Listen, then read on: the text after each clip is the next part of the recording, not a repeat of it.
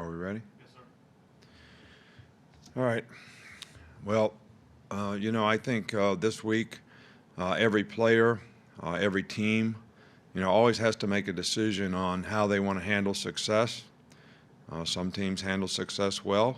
Some teams can only respond when something bad happens, which is a little more like human nature. And hopefully we're trying to get our players to build on the momentum that we created in what we did last week and continue to work hard so that we can continue to play well in the future. But to do that, you got to be able to handle success. You can't be casual about your approach. You got to prepare. You got to work hard. You got to go out and earn it. You got to play every play, and you got to do a little extra sometimes to, make that happen in terms of your preparation.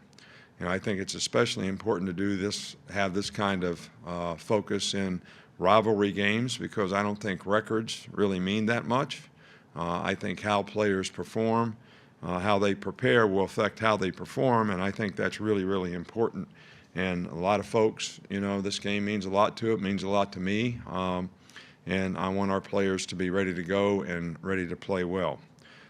So right mentality is really, really important, especially this time of year. Everybody gets a little banged up, beat up, makes it a little more difficult to sustain, but we have to have the right mindset to be able to do that. Hey, Coach, just want to see if you had an update on LeBron, Ray, and Carl Tucker, and maybe anybody else has an injury. They're still questionable for the game. Okay, we'll go to Aaron Suttles. Nick, when you mentioned sort of trying to read the team to how they handle success. With this particular team, what's your barometer to that? Are you looking at the whole team, the leaders on the team? How do you measure that? I think you look at every individual player. How does every individual player find a way to sustain and grind through and have the mental toughness to be able to, continue to stay focused on preparation, study, doing the things they need to do. Some players do it well, some players don't. Older players that are more experienced maybe understand it a little better. But we need to get the critical mass of people on our team being able to do that. Everybody that has a role has to be responsible for that role, and players that are backup players have to know they're one play away from being in the role. So they have to be prepared and ready to go. So I don't really have a gauge. I don't have a meter.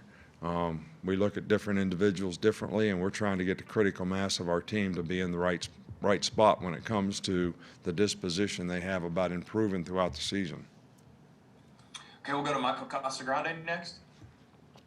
Yeah, I just wondered how you assess the punting game to this point, and just wondered about Ty Perine's status. We saw him taking pictures from the crowd on Saturday and not in uniform. Who? Ty Perine. Yeah, he wasn't dressed for the game. I don't think the punting has been what we'd hoped it would be. I think we have good competition at the position. Ty is one of those guys. So we're evaluating him on a weekly basis, and if we feel somebody else can do a better job for us, we'll certainly put them in there. But they have to earn that as well. We'll go to James Ogletree. Yeah, Coach. It seems like many of the mental errors that have occurred on defense came while y'all were blitzing. I was just curious, is that just a coincidence? Is there any kind of correlation there that you've seen, or any reason why that may be the case? Well, what do you mean by blitzing? Does that mean we rushed more than 4 guys, or does that mean, because a blitz to me means we played blitz coverage, and I don't think we did that one time in a game. I think that I don't think we ran very many pressures in the game, but we did make some errors on pressures that we ran, but we also were pretty effective in some of the pressures that we ran. So we need to do a better job so that we don't make those errors on third down, and that's when some of them occurred, so that we can get off the field on third down. So, but some of them came in formation adjustments. It's just, some of them came in gap fits in terms of fitting the runs correctly. So it's not any specific one thing to me. It's just a combination of consistency and performance that we got to get all 11 guys doing the right things, more consistently, and that's up to us as coaches. Okay, a couple more. We'll start with Mike Rodak.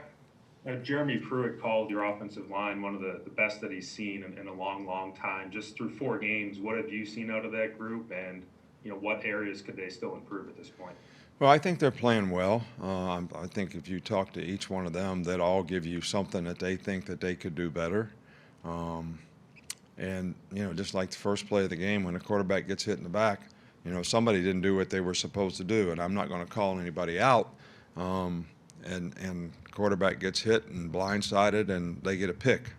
So there's always things that you can do better. Now, do I think this group has played really well? Absolutely. I think they played better every week, and I think they played really well last week, and I think they played really well the week before that. So I'm pleased with their performance, but I'm sure if you ask each and every one of them, they'd have something that they think they could do better. And we're working hard to try to help them get better because it creates value for them. The better they play, the more value it creates for them, and the better we have a chance to play as an offensive unit. Okay, we'll finish up with a follow-up from Michael Casagrande. Just wondering, there's been so many teams around the SEC that have had roster problems with positive tests. Just wondering if you guys had any problems with positive tests, and how does that stand at this point? No, we've only had one positive test, I think, in the last 2 or 3 weeks. So we haven't had any issues, knock on wood, and hopefully guys will continue to manage their personal space and do the right things so that we can minimize that as much as we can. Okay, Coach, thank you for your time. Thank you.